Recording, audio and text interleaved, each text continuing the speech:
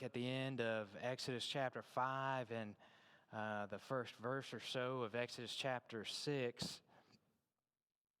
And we'll be using this as a springboard to shove us off into many other scriptures. But this, as reading through several notes, I got this Bible that y'all gave me in July, and last week I finally finished transferring all my notes over to this. It took a while, but going through some of those notes, came across this, and I thought, man, that's a good lesson. So this is where we're looking in Exodus chapter 3, and this is what set up this context for you a little bit. This is immediately after Moses goes for the first time into the land of Egypt, and he walks into Pharaoh, and he tells Pharaoh, I want you to let these Hebrews go. They need to go, and they need to go worship God. Well, Pharaoh didn't like it very much, and apparently he thought that they were just busybodies, and they weren't really working as hard as they ought to. So what he caused them to do is he said, all right, we're going to double the labor. You're going to double your output, and we're not going to give you the materials that we've been giving you so far.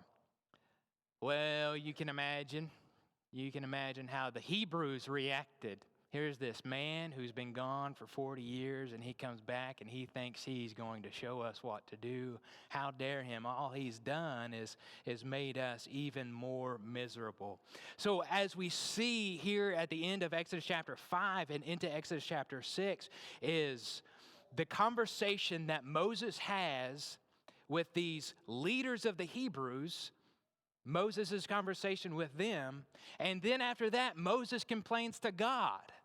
These people complain to Moses, Moses complains to God, and in chapter 6 we have God's response. So that's the context of what we're looking at. This is, as I've titled it, this is steps to the glorification of God. This is what it takes in order for God to be glorified, at least in this context.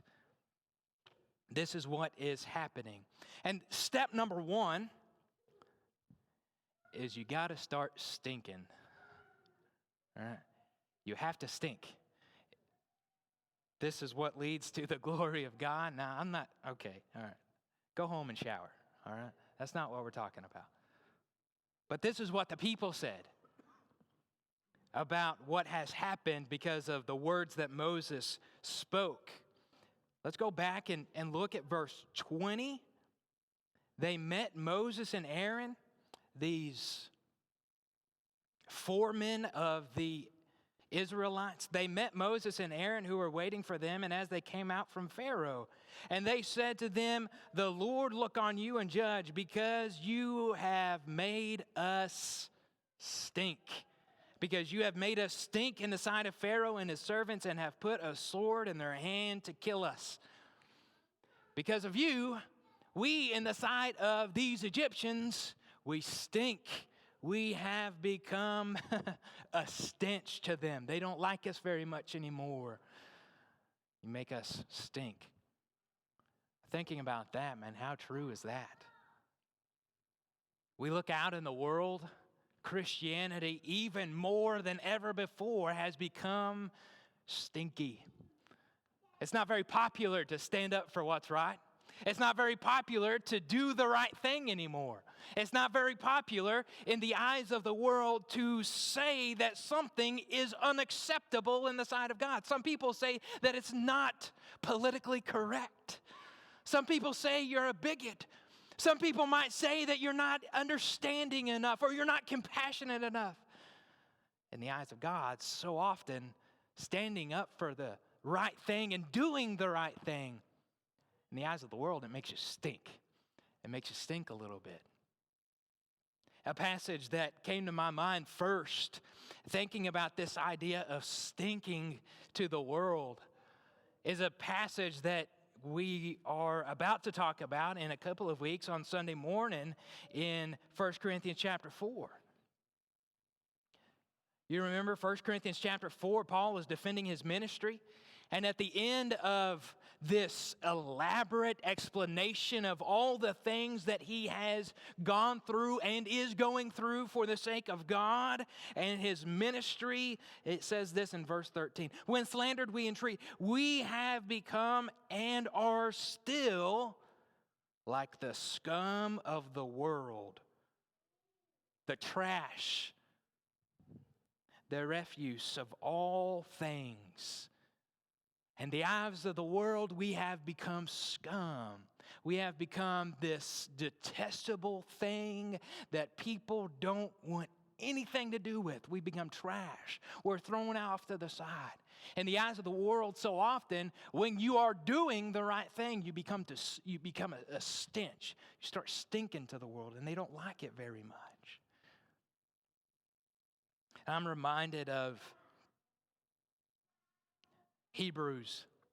In Hebrews chapter 11, we have this incredible list of people that have done fantastic things, motivated through their faith and their belief in God and their trust that He is capable and willing to fulfill His promises. Beginning at verse 35, we come to the end, towards the close of that pericope, and we see in verse 35, women receive back their dead by resurrection.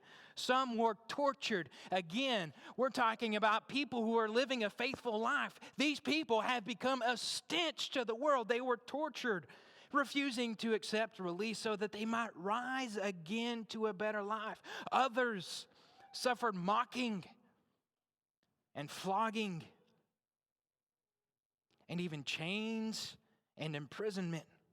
They were stoned. They were sawn in two. They were killed with the sword. They went about, look at this, in skins of sheep and goats, destitute, afflicted, mistreated, of whom the world was not worthy. Wandering about in deserts and mountains and in dens and caves of the earth. You look at this and how the world throughout history has treated those who live by faith, and it seems pretty obvious that you become to the world a stench. You go about, you don't have a home, you're living in a cave, you're living in a den. Even the Son of Man, foxes have holes, birds of the air have nests, but the Son of Man has nowhere to lay his head. They have no home. It seems as if they don't even have any clothes. Going about in sheepskin and the skin of goats, destitute, afflicted, mistreated. But if you highlight or underline or circle anything in your Bible, underline verse 38. Of whom the world was not worthy.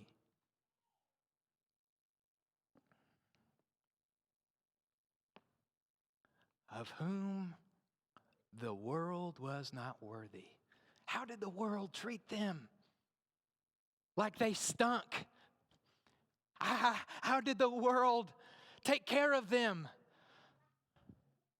By giving them heartache and affliction, torture, torment, and yet it was the world that wasn't worthy to have these people, these faithful people in it.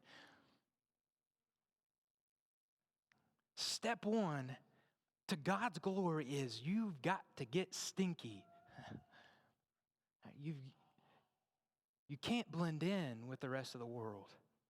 In the eyes of the world, if we are part of this world, and we'll look at it in just a few minutes, but if we are part of this world's going to love us like we're a part of it. But when we start standing up for what's right, when we start doing the right thing, when we start acting the right way, the world is not going to like you. And the world's going to mistreat you. The world's going to revile you and persecute you and maybe even kill you. But remember, the world was not worthy.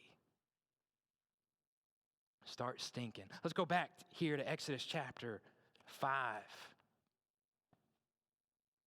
We see step number 2, step 1, you start stinking. All right. Step 2 is God allows evil to happen to you. Now, we might not like it very much. It might not make us very comfortable, and it might not be the first thing that you advertise as you are signing up to be a Christian, but in this context, it's step number 2. After they came to Moses and accused him, "You have made a stink in the eyes of Pharaoh," Moses immediately turns to God. And look at what he says in verse 22. Then Moses turned to the Lord and said, "O Lord, why have you done evil to this people? Why did you ever send me? For since I came to Pharaoh to speak in your name," look at this, "he has done evil to this people, and you have not delivered your people at all." God, you said this was going to happen. You said that when I came, these people would leave and that we would all be able to go and worship you and that you would deliver these people. But why? Why, God? Why have you allowed this to happen? Why have you allowed Pharaoh to do evil? This is step 2 in the process of the glory of God. You allow bad things to happen. Now again, that might not be something that we like hearing. It might not be something that we're comfortable even saying, that God allows bad things to happen to those that he loves. But God never promised an easy road, did he? God never promised a road that was paved. God never promised a road without thorns. God never promised an easy life in the least. In fact, it's the exact opposite, isn't it? God didn't promise good. God promised it's going to be hard. If you want to follow me, you got to pick up your cross daily, Luke says, and come after me. It's not easy. You remember what passage you're probably familiar with, a couple of them here very quickly in John chapter 15. Jesus here, hours before, moments before his betrayal, hours before his crucifixion, this conversation that he is having with his disciples. He says this in verse 18, "If the world hates you," let's rephrase that a little bit for our purposes. If you stink to the world. If you stink to the world, know that the world hated me before it hated you. If you were of the world would love you as its own. But because you are not of the world, but I chose you out of the world, therefore the world hates you. Remember the word that I said to you, a servant is not greater than his master. If they persecuted me, they will also persecute you. If they kept my word, they will also keep yours. Remember this. If you want to follow after me, you're not any better than me. And they persecuted me. Chances are they're going to persecute you as well. Remember this, if you're going to follow me, if you're going to come after me, they hated me. They despised me. They rejected me. They're probably going to reject you too. If you were of the world would love you. But I chose you out of the world. Therefore, the world hates you. God allows evil to happen to those that he loves. Ultimately, we're getting there for his glory. So that one day God can get the glory over the world and through the victory that comes through Jesus. The world hated Jesus. I don't know about you, but it's comforting to me that, go through any type of persecution, no matter how small, that I know Jesus already been there. The world already hated Jesus. And if the world is hating me, that tells me I'm doing something right. that tells me that I am not of the world. If they persecuted me, they will also persecute you. Or this one. Undoubtedly, Peter was in this context, in this conversation, but look at what he writes there in 1 Peter chapter 4. Look at verse 12 and verse 13. Beloved, do not be surprised at the fiery trial when it comes upon you to test you, as though something strange were happening to you, but rejoice insofar as you share Christ's sufferings, that you may also rejoice and be glad when his glory is revealed.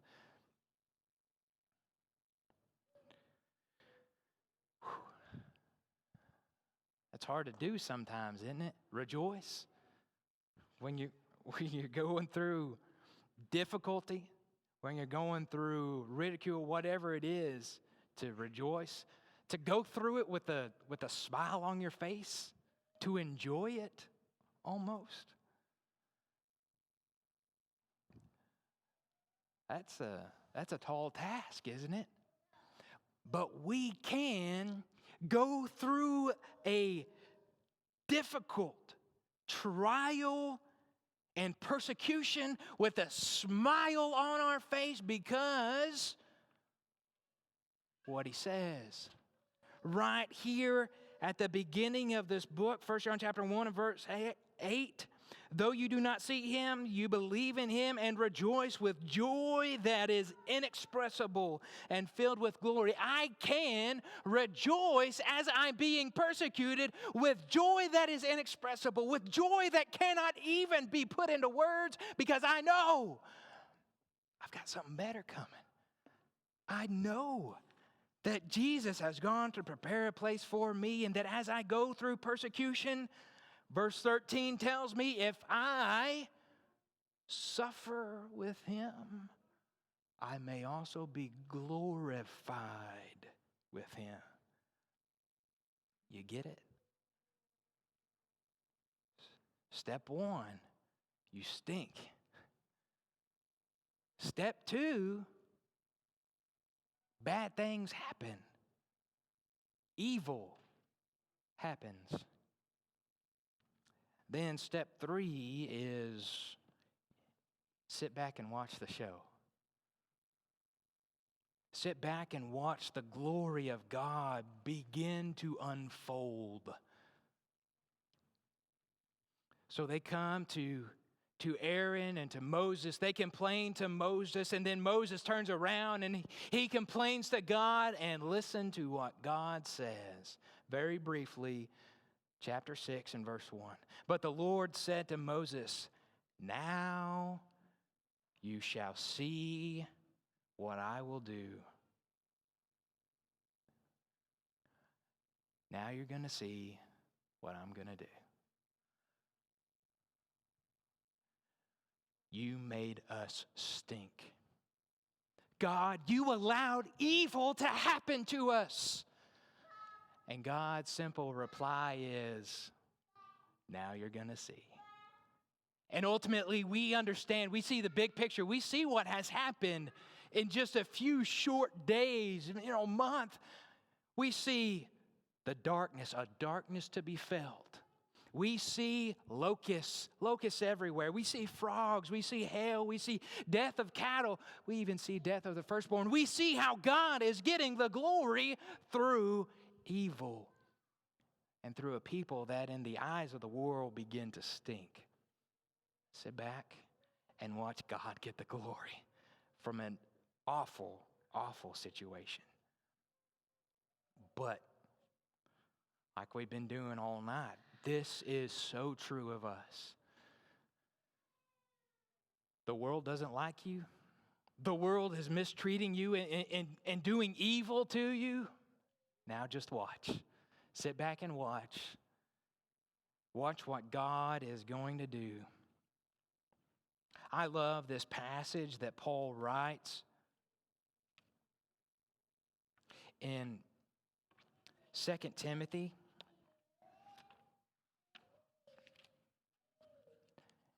chapter 2. This saying, poem, song, prayer, whatever it is, which begins in verse 11, but we're going to back up and we're going to look at verse 10 and what Paul says. He says, "Therefore I endure everything for the sake of the elect, that they also may obtain the salvation that is in Christ Jesus," here it is, "with eternal glory." Endurance, there's our steps there, endurance to glory. The saying is trustworthy, for if we have died with Him, we will also live with Him. Undoubtedly, we understand that reference to our baptism. If we endure, we will also reign with Him. If we deny Him, He will also deny us. And if we are faithless, He remains faithful, for He cannot deny Himself. But do you see right there in the middle of that prayer and that song, poem, whatever it is, if we endure with Him, we will also reign with Him. Do you see the connection? You stink in the eyes of the world. The world does evil to you. You endure the evil, and then we will reign with God. All we have to do is sit back and watch the glory of God unfold. One of the most powerful chapters, at least in my opinion, is Romans chapter 8 in the entire book of Romans. And look at what it says here in Romans chapter 8 and verse 16 and verse 17. "The Spirit Himself bears witness with our spirit that we are children of God." Amen. "And if children, then heirs. Heirs of God and fellow heirs with Christ." And what a beautiful and powerful statement that is, that I can be an heir, that I can inherit with Christ. Be an heir of God. But there's a qualifying statement here at the end of verse 17. "Heirs of God and fellow heirs with Christ, provided we," you got it, "suffer with Him. But if we suffer with Him, provided we suffer with Him, in order that we may also be glorified with Him." It seems pretty easy, doesn't it? The steps to glory is you stink. I mean, the world doesn't like you, and evil is done. But when you endure the evil, the glory of God is on its way. Remember, the world hated Him before it ever hated you. You're going through hard times. Remember, you're in good company. The world has never liked those who stood up for what's right. The world has never liked those who live by faith. The world has never liked those who follow God. And they never will. Suffer with Him so that we can be glorified with Him. Those are the steps to glory. Because when we follow these steps and when we become a stench to the world and the world does evil to us, at the end of the day, God is going to get the glory. That's what it's all about. If you're not following these steps, if you are blending in with the world, or if you just need some encouragement to go through the suffering that you're going through, I want to invite you to come as we stand.